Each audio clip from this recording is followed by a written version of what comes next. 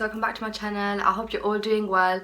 So after so long, I've decided to do a sit down video for you guys, and I thought, what other time is it better than this time to do a tag video that is related to Ramadan. So I thought I would do the Ramadan tag and just answer a few questions and maybe see if we have any similarities, any differences. But yeah, I just thought we would get on with the video. So question number one is, by the way guys, I'm just reading it from the laptop just because it's so much more easier. So that's what I'm going to be looking down. So number one, when did you start getting excited about Ramadan? Now, if that is just in a general question, I normally get really excited for Ramadan when it's seriously like a couple of weeks before, because everyone's in the mood, everyone's got their preps, everyone's doing their last massive shop, and you know, a lot of people get decorations, and everyone's just in the vibe of getting, you know, into that spirit that, oh my god, yeah, Ramadan is finally coming. So I would say for me, definitely the month before, or the couple of weeks before, definitely. And then especially like on the first day of Ramadan, like it proper hits, and you know that like every other Muslim in the whole world is like doing the same thing you're doing. It's just such a nice feeling. But yeah guys, number two, what is your favourite Ramadan memory? Oh, I think it's because when when I was quite small, I kept every single fast, I can remember, except for one, and I remember feeling so ashamed for not waking up for that one fast, but it's only because, guys, I was so tired. I'm so tired, mom, I can't get up.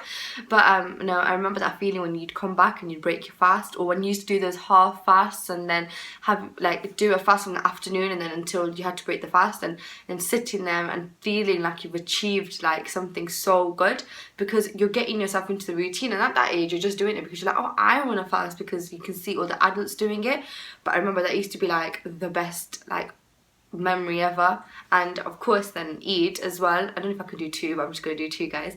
But Eid, when you'd get like, you like waiting for the presents and you're waiting for the money, and you're like, oh my god, it's Eid, I can eat whatever I want, I can eat all this sweet stuff and the money and the presents, and like no one's stopping you.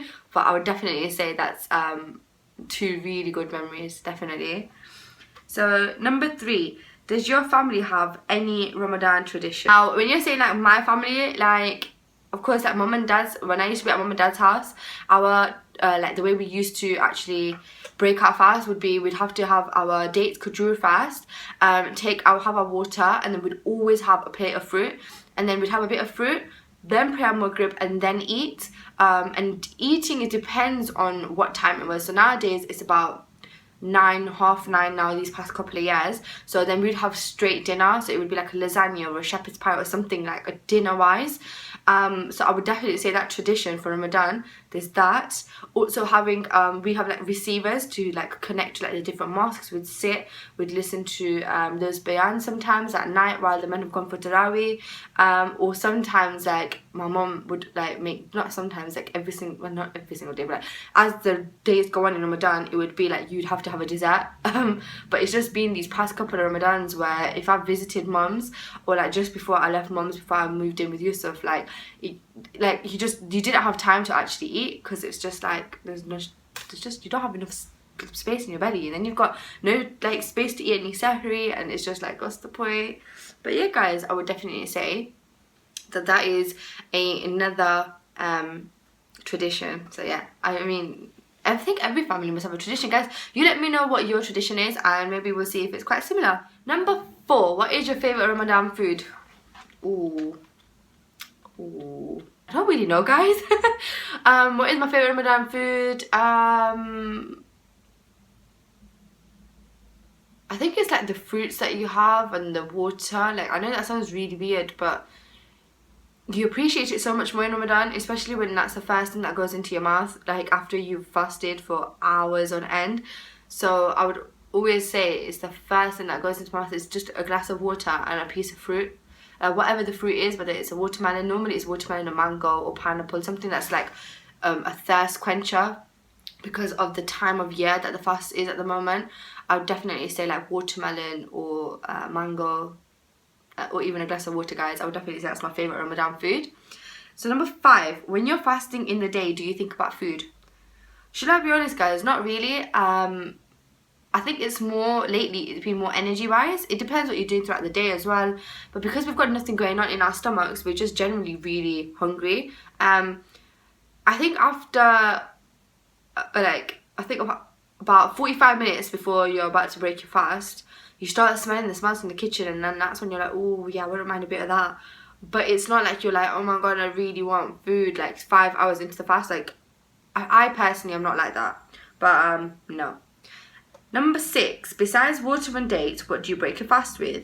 So like I was saying, water. If not, then it would be dinner.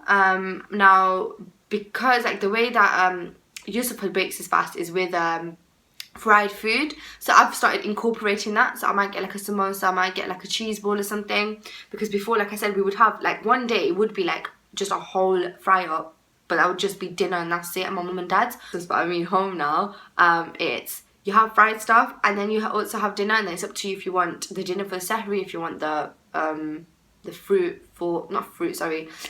food for iftari. It's like, it's up to you. So I've just started eating like a few bits and then having dinner straight away, because I want to be able to have like a full plate of dinner for my sahri, I'll be honest with you. And then going on to the next question, what do you eat for suhoor or sahri? So usually I would eat like egg and toast, porridge, toasties, toast, what else is there, guys? There's smoothies, there's, you know, something that's going to keep you going for hours on end, because we're fasting in the UK for a good 17 to 18 hours now a day. So I would say you need something quite filling. So I would say that egg and toast, especially egg, it gives you really good protein. Thingy porridge as well.